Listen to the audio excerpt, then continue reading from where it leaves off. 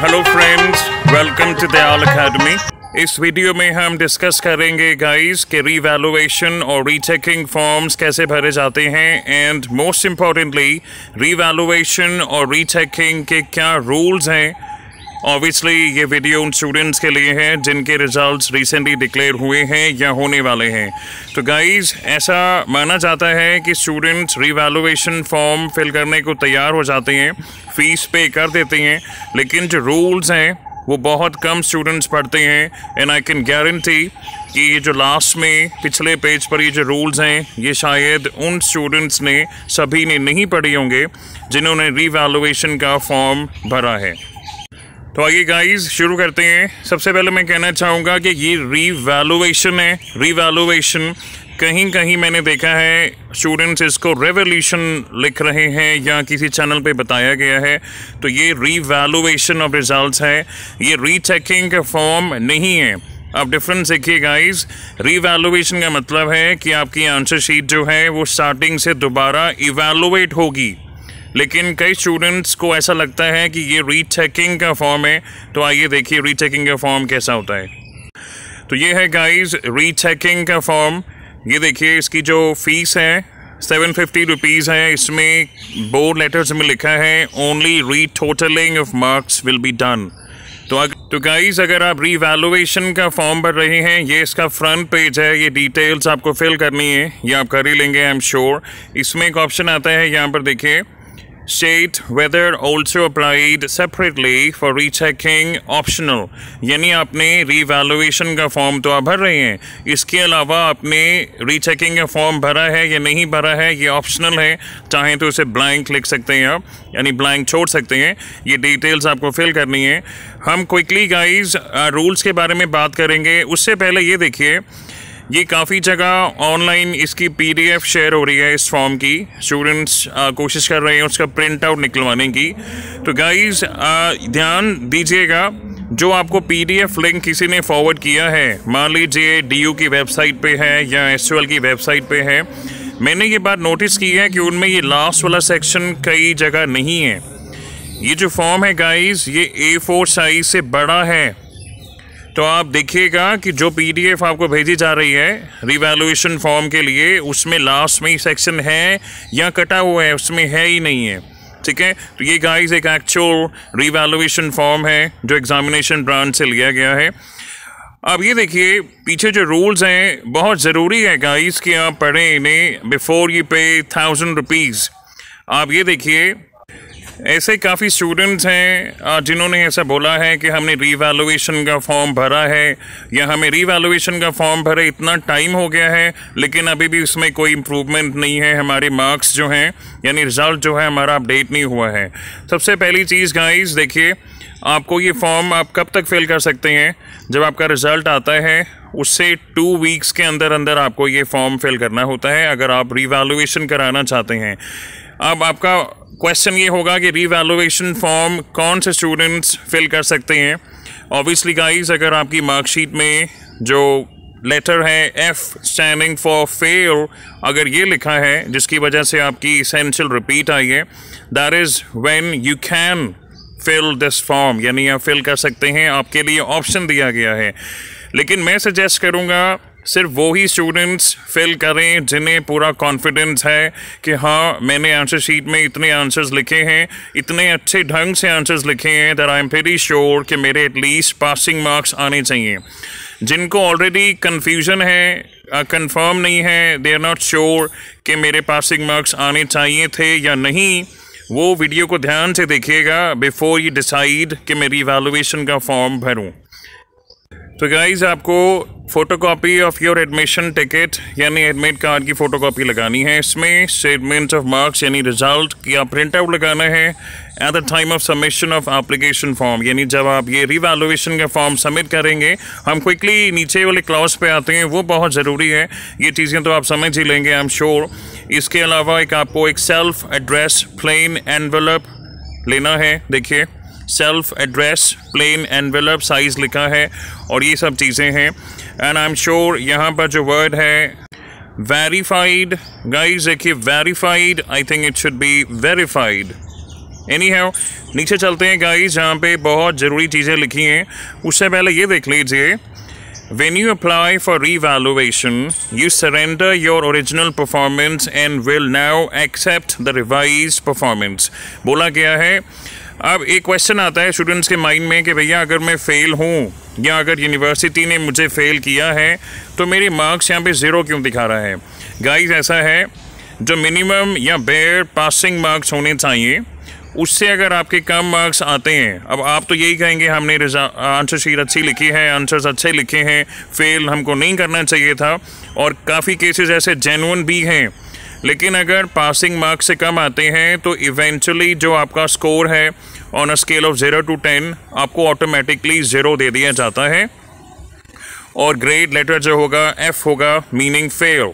ऐसा भी हो सकता है कि आपके 20 मार्क्स आए हों, ठीक है, मान लेते हैं 100 नंबर का पेपर था, उसमें से आपके 20 आए, 30 आए, जितने भी आए, तो अगर पासिंग परसेंटेज से कम आए हैं तो सीधा जो आपका ग्रेड पॉइंट है वो 0 दिखाएगा आपकी मार्कशीट में। तो इसमें लिखा है कि आपकी जो ओरिजिनल परफॉर्मेंस हैं, जो आपको मार्क्स दिए गए हैं, अब उन्हें आप सरेंडर कर रहे हैं अगर आप ये फॉर्म फिल करते हैं। और अब क्या होगा, ऐसा भी हो सकता है कि रीवैल्यूएशन कराने के बाद कोई चेंज ना हो। ऐसा भी हो सकता है कि मार्क्स इंक्रीज़ हो जाएं, और ऐसा भी हो सकता है कि मार्क्स डिक्रीज़ हो जाएं। ये चीज़ें काफ़ी सोर्सेज से आपको पता लग गई होंगी, लेकिन जो आपको नहीं पता है वो नीचे गिवन है, देखिए डिस्कस करते हैं। ये तो गाइस नॉर्मल चीज़ें हैं कि आपको एप्लीकेशन जो है अपनी हैंड राइटिंग में देनी है, ठीक है, और 1000 रुपीज़ पर पेपर इसकी फ़ीस है।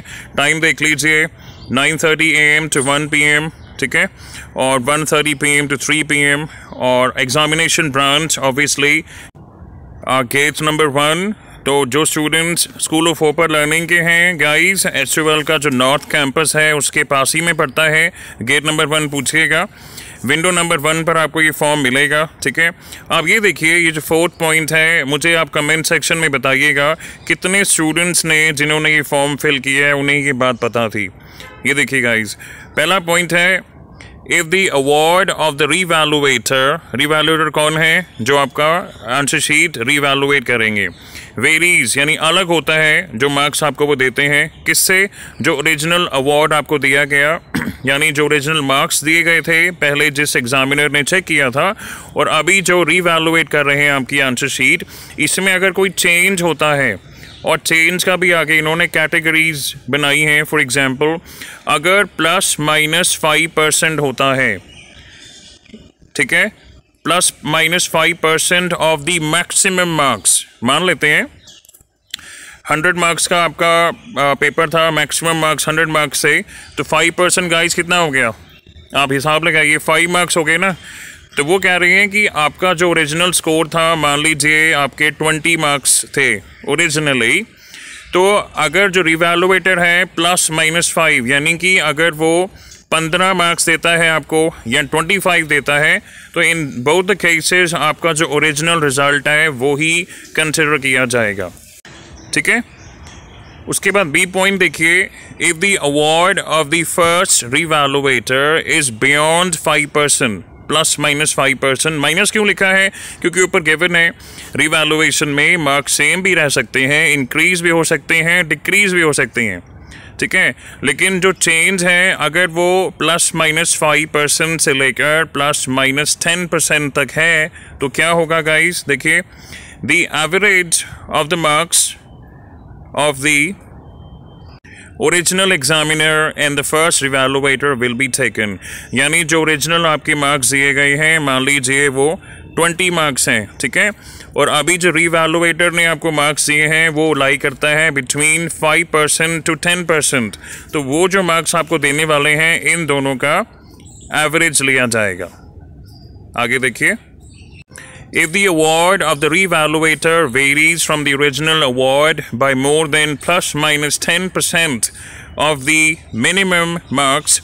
अब यहाँ पर गाइस एक चीज़ समझने वाली है, ऊपर यहाँ लिखा है मैक्सिमम मार्क्स, ठीक है, एक जगह वेरीफाइड को लिखा था वेरीफाइड, यहाँ पर इन्होंने लिखा है मिनिमम मार्क्स। ये देखिए गाइस, ए पार्ट में लिखा था +-5% ऑफ द मैक्सिमम मार्क्स, मैं हाईलाइट कर देता हूँ, ये देखिए मैक्सिमम मार्क्स, और नीचे लिखा है ±10% से ज़्यादा अगर मार्क्स डिफ़र करते हैं, यहाँ पर फॉर सम रीज़न यहाँ पे मिनिमम मार्क्स लिखा हुआ है, देखिए ±10% of the minimum marks, the answer script will be examined by a second revaluator. कहने का मतलब है गाइज, अगर 10% से ज़्यादा फ़र्क आता है रीवैल्यूएशन के टाइम पर, तो किसी और एग्जामिनर से रिवैल्यूएशन यानी दोबारा कराया जाएगा, which will be who will be other than the original and the first. Original कौन था? जिन्होंने आपकी आंसर शीट पहली बार चेक करी। फर्स्ट कौन था? जिन्होंने आपकी आंसर शीट रीवैल्यूएट की है।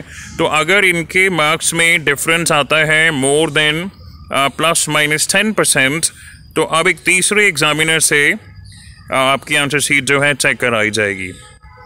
उसके बाद क्या होगा? एवरेज लिया जाएगा। देखिए, the average of the 2 nearest awards out of the 3 awards thus available including the original award shall be taken as final। यानी अब आपके पास जो ओरिजिनल मार्क्स आपके थे गाइज, मान लीजिए आपके ओरिजिनल मार्क्स हैं, ठीक है, 0 नहीं लिख रहा हूँ, ये ओरिजिनल लिखा है मैंने, इसको चेंज करते हैं। मान लीजिए ओरिजिनल मार्क्स x से y हैं आपके मार्क्स जो रीवैल्यूएटर ने दिए हैं, और मान लीजिए x और y में ±10% का चेंज आता है, तो एक सेकेंड रीवैल्यूएटर करेगा रीवैल्यूएट। उन्होंने मार्क्स दिए हैं आपको z।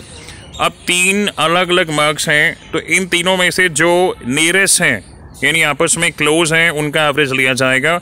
y और z का भी हो सकता है, x और y का भी हो सकता है, और x और z का भी हो सकता है। तो ये है guys rules. Revaluation form fill करने से पहले आपको पता होना चाहिए। और सेकेंडली, जिन स्टूडेंट्स का गाइस एब्सेंट आता है रिज़ल्ट में, वो ये फॉर्म नहीं फिल करेंगे। ये फॉर्म उनके लिए है जिनका जो ग्रेड पॉइंट है 0 आता है और साथ में F लिखा आता है, F इम्प्लॉइंग फेल। ये है गाइस फॉर्म आपके सामने रीचेकिंग का। नॉर्मली हम रीवैल्यूएशन कराना चाहते हैं, लेकिन हमारे मुंह से निकलता है कि हम रीचेकिंग करा रहे हैं, पेपर रीचेक करा रहे हैं। तो ये रीचेकिंग का फॉर्म है, इसकी फ़ीस है 750। आपको पता होना चाहिए, इस फॉर्म को भरने से सिर्फ रीटोटलिंग की जाती है, लेकिन री इवैल्यूएशन या रीवैल्यूएशन नहीं की जाती है। ये इसका फ्रंट पेज है, देखिए जो उसकी डिटेल्स हैं। लेकिन हम क्या डिस्कस करेंगे? रूल्स जो बहुत इंपॉर्टेंट हैं पीछे दिए गए हैं। वंस अगेन 15 डेज में आपको ये फिल करना होता है, ठीक है, और 750 इसकी फ़ीस है। टाइमिंग्स आपको मैंने पहले बता दिया, ठीक है। आगे देखिए, इसमें आपको ये चीज़ पता होनी चाहिए कि जहाँ पर रीचेकिंग पॉसिबल होती है, ठीक है, यानी थ्योरी एग्ज़ाम्स में ही होती है, प्रैक्टिकल में नहीं होती है। यहाँ पर क्या किया जाता है कि आंसर शीट्स आपकी चेक की जाती हैं टू इंश्योर कि सारे क्वेश्चन जो आपने अटैम्प्ट किए हैं उन्हें वैल्यू किया गया है, यानी उनके मार्क्स लिखे गए हैं, मार्क्स अवार्ड किए गए हैं। फर्स्ट चीज़। सेकंड, जो मार्क्स हैं जो अवार्ड किए गए हैं उन्हें टोटल किया गया है, ये सेकंड चीज़ है।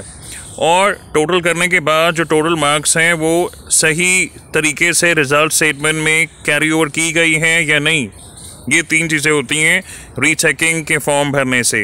रीवैल्यूएशन इस फॉर्म से नहीं होती है, ठीक है गाइस। और लास्ट का पॉइंट सेम है जो मैंने पहले बताया था। तो कुल मिला के गाइस, अगर आपको रीटोटलिंग करानी है, अगर आप ये चेक करवाना चाहते हैं कि मैंने जो आंसर्स लिखे हैं सभी के मार्क्स दिए गए हैं, उनका टोटल ठीक से हुआ है और टोटल जो है सही से मार्कशीट में प्रोसेस हुआ है, अपडेट हुआ है, तब आप भर सकते हैं ये येलो कलर का फॉर्म जो रीचेकिंग का फॉर्म है। लेकिन अगर आप स्टार्टिंग से फ्रेश रिवैल्यूएशन कराना चाहते हैं तो वो फॉर्म मैंने आपको पहले दिखा दिया। उसके जो रूल्स हैं, मैं चाहूँगा इसकी स्क्रीनशॉट लीजिए और इन्हें समझिए पहले रूल्स को, before you even think of filling the form. आपके पास ऑप्शन है, आप फिल कर सकते हैं। उसके बाद गाइस बात करते हैं उन स्टूडेंट्स के बारे में जिनके रिज़ल्ट में AB लिखा हुआ है, मीनिंग एब्सेंट। अब कई स्टूडेंट्स के लिए ये शौक की बात है कि उन्होंने एग्ज़ाम दिया है लेकिन उन्हें मार्कशीट में एब्सेंट दिखाया गया है। तो ये एक नोटिस है जो recently school of open learning में लगाया गया था। नेक्स्ट डे जब कुछ बच्चों का रिज़ल्ट आया था, देखिए इन्होंने यहाँ बात की है। पहला क्वेश्चन देखिए कि अगर मेरा क्रेडिट पॉइंट 0 है और रिज़ल्ट में ER लिखा हुआ है, तो मुझे क्या करना है? ये एग्जैक्टली वही बात है जो हमने बात की है कि अगर आपका F लिखा है और क्रेडिट पॉइंट 0 है, 0 क्यों है? क्योंकि अगर पासिंग परसेंटेज से कम मार्क्स आते हैं तो जो 0 to 10 का जो ग्रेड है उस पर सीधा आपको 0 दिया जाता है। ये देखिए, अगर 0 to 39 आपके मार्क्स आते हैं, ठीक है, meaning less than minimum passing marks, तो आपको 0 क्रेडिट पॉइंट दिखाया जाता है। आई थिंक ये वो डिस्कस हम ऑलरेडी कर चुके हैं, और रीवैल्यूएशन का फॉर्म आप चाहें तो फिल कर सकते हैं, जिसके बारे में जस्ट अभी हमने बात की है। But what is more important is कि आप रूल समझें। हम बात कर रहे थे अभी उन स्टूडेंट्स के बारे में जिन्हें एब्सेंट दिखाया गया है। अब देखिए, पहला इसमें लिखा गया है कि आपको सलाह दी जाती है कि अपने एग्ज़ामिनेशन सेंटर जाइए, दिल्ली यूनिवर्सिटी का वो कॉलेज जहाँ पर आपने एग्ज़ाम दिए थे, वहाँ पर आप अपनी अटेंडेंस शीट की फ़ोटोकॉपी कलेक्ट कीजिए। कैसे करेंगे? एप्लीकेशन लिखेंगे फर्स्ट ऑफ ऑल, है ना। एप्लीकेशन में क्या लिखेंगे कि इस दिन मैंने एग्ज़ाम दिया है इस कॉलेज में, और अपनी डिटेल्स फिल करेंगे, और मुझे मेरी मार्कशीट में एब्सेंट दिखाया गया है, तो I am requesting the photocopy of the attendance sheet. साथ में आप एडमिट कार्ड लगाइए। एडमिट कार्ड से ही तो गाइस प्रूव होगा ना कि आपने उस कॉलेज में एग्ज़ाम दिया है, और साथ में मार्कशीट लगाइए। मार्कशीट से प्रूव होगा कि जो आपका जो कंसर्न है, आपको एब्सेंट दिखाया गया है, वो उसी से प्रूव हो जाएगा। उसके बाद क्या होगा गाइस, ये जो चीज़ें हैं आपको अटेस्ट करानी होंगी स्कूल ऑफ ओपन लर्निंग से, तभी यहाँ पे लिखा है with request duly forwarded by SOL। उसके बाद आप ये सबमिट करेंगे। इसके अलावा एक बात और समझिएगा, कई चैनल्स पर ये बताया जा रहा है कि अगर आपका एग्ज़ाम ऑफलाइन मोड में हुआ है, आपको पता है आपका जो रिज़ल्ट आया है उसके एग्ज़ाम्स आपने ऑफलाइन दिए हैं या ऑनलाइन मोड में दिए हैं, तो ऐसा बताया जा रहा है कि अगर आपने एग्ज़ाम्स ऑफलाइन मोड में दिए हैं तो आपको ये फॉर्म फिल करने की ज़रूरत नहीं है। हम किन की बात कर रहे हैं गाइस?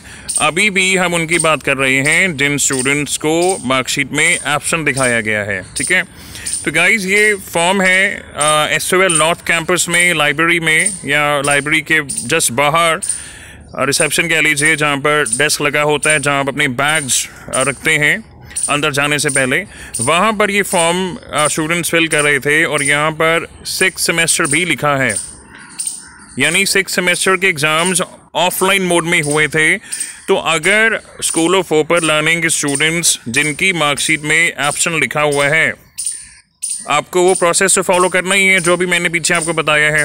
एग्ज़ामिनेशन सेंटर जाके आप फ़ोटोकॉपी लेंगे अपनी अटेंडेंस शीट की, और एप्लीकेशन सबमिट करेंगे, तभी तो गाइस मिलेगी, है ना। डिटेल्स मैंने ऑलरेडी पीछे बता दी हैं। लेकिन अगर ऐसा प्रोविज़न वहाँ पर है ये फॉर्म फिल करने का, तो आपको करना चाहिए। There is a reason why they have allowed students, they are asking students to fill this form. Guys, कहने का मतलब है जो जो चीज़ें वो करने को कहते हैं आप कीजिए, क्योंकि हमारा काम है, यानी आपका जो मोटिव है वो ये है कि अगर आपको एब्सेंट शो किया गया है तो रिज़ल्ट जो है जल्द से जल्द अपडेट हो जाना चाहिए, ठीक है। तो वो भी काम कीजिए जो पहले बताया गया है, और ये भी फॉर्म फिल कीजिए। अब इस फॉर्म में कुछ चैलेंजेस जो बच्चों को आती हैं, जो मैंने पर्सनली वहाँ पे ऑब्ज़र्व की है, ऐसे कम से कम 3-4 फॉर्म्स एक साथ काफ़ी बच्चे फिल कर रहे होते हैं। ये सिनेरियो कब देखने को मिलता है? रिज़ल्ट डिक्लेयर होने के नेक्स्ट डे कुछ स्टूडेंट्स इस फॉर्म में फिल कर रहे हैं, कुछ स्टूडेंट्स इस फॉर्म को फिल कर रहे हैं। बहुत भीड़ होती है वहाँ पे समटाइम्स। तो गाइस, इवेंचुअली ये आपकी ड्यूटी बनती है कि आप इन्हीं सभी फॉर्म्स को कलेक्ट करके अंदर सबमिट करें। ऐसा नहीं हो कि हवा से कोई फॉर्म उड़ जाए, नीचे गिर जाए, है ना, और कूड़े में चला जाए कोई फॉर्म। तो कहने का मतलब ये है कि अगर आप फॉर्म फिल कर रहे हैं, अगर जब फॉर्म पूरा फिल हो जाता है उसको अंदर सबमिट कराइए। जो भी कंसर्न ऑफिशियल्स इस पे एक्शन लेना चाहते हैं वो भी होना चाहिए, क्योंकि इवेंचुअली आपका जो एब्सेंट है वो हटना चाहिए, और आपके जो मार्क्स हैं वो आपकी मार्कशीट में दिखने चाहिए। लास्ट में गाइस हम बात करेंगे जिन स्टूडेंट्स का ग्रेड पॉइंट 0 है, जिन्हें फेल दिखाया गया है, जो रीवैल्यूएशन का फॉर्म भर सकते हैं, ठीक है।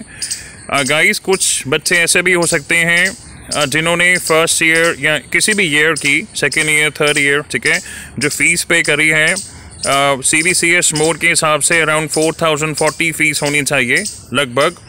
तो कई स्टूडेंट्स ने काफ़ी डिफ़िकल्टी से ये फ़ीस पे करी है एंड वो जो 1000 रुपीज़ हैं रीवैल्यूएशन के शायद वो पे ना कर सकें। ठीक है, तो irrespective of the fact whether आपने रिवैल्यूएशन का फॉर्म फिल किया है, करने वाले हैं या आप नहीं कर पाएंगे due to financial issues, I can understand. कोई गारंटी नहीं है वैसे भी, क्योंकि फॉर्म फिल करने के बाद रिज़ल्ट जब आएगा तभी पता लगेगा ना कि उसमें क्या अपडेट किया गया है। लेकिन खास करके वे स्टूडेंट्स जो ये फॉर्म फिल नहीं कर सकते हैं, तो the last option for them is to appear for the exam again. तो अगर आपके 4th सेमेस्टर का रिज़ल्ट आया है अभी, ठीक है, या मान लीजिए आगे जिन स्टूडेंट्स का किसी भी सेमेस्टर का रिज़ल्ट आता है, तो अगर 4th सेमेस्टर में फ़ेल आया है तो आप 6th सेमेस्टर के एग्ज़ाम्स के साथ ये एग्ज़ाम दोबारा दे सकते हैं।